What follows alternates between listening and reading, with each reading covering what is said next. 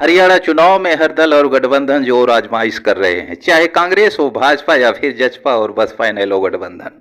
हरियाणा में हर पार्टी और गठबंधन अपनी पूरी ताकत झोंक रहे हैं। इस बीच हरियाणा के जिंद में 25 सितंबर को बसपा इनेलो गठबंधन की एक बड़ी रैली, जिसमें पहली बार मैदान में बसपा सुप्रीमो मायावती उतरी। इससे पहले प्रदेश में बसपा की कमान आकाश आनंद ने संभाल रखी थी। अपने इस पहले संबोधन में बहन जी ने गठबंधन की सरकार बनने पर सरकार कैसी होगी, इस बारे में सुप्रीमो मायावती ने कहा। हरियाणा विधानसभा चुनाव जीतने के बाद हरियाणा प्रदेश का मुख्यमंत्री अभय चौटाला जी को बनाया जाएगा। दोनों दलों के बीच यह तीसरी बार गठबंधन हो रहा है। पहली बार गठबंधन 1996 में हुआ था, तब बसपा की कमान मान्यवर काशीराम जी के हाथों में थी। बहन जी ने अपने भाषण में मान्यवर काशीराम को भी याद किया।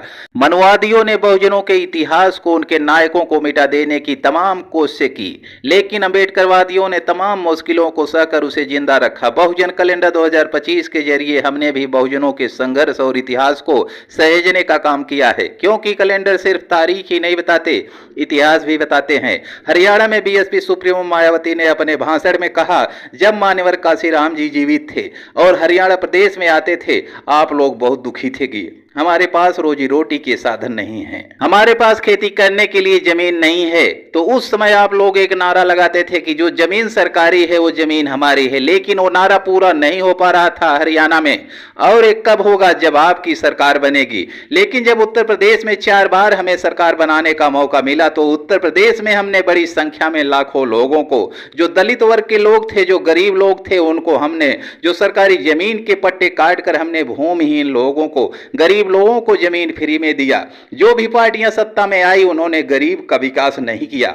लेकिन जब हमारी पार्टी की सरकार बनी, तो हमने डॉक्टर भीमराव अंबेडकर ग्राम विकास योजना के तहत गरीब, मजदूर, शोषित का विकास किया। इस शानदार भाषण से हरियाणा की जनता में जय भीम का नारा गूंज उठा। यह साफ कहा कि बहुजन, गरीब, मजदूर, भूमिहीन लोगों को जमीन पट्टा देने की घोषणा कर बसपा सुप्रीमो मायावती ने हरियाणा की राजनीति में एक नई मिसाल दी है। अब देखना होगा इसका क्या असर वहां की जनता पर होता है। बता दें कि हरियाणा विधानसभा चुनाव में 90 सीटें हैं। 53 सीटों पर इंडियन नेशनल लोकदल और 37 सीटों पर बसपा चुनाव मैदान में है।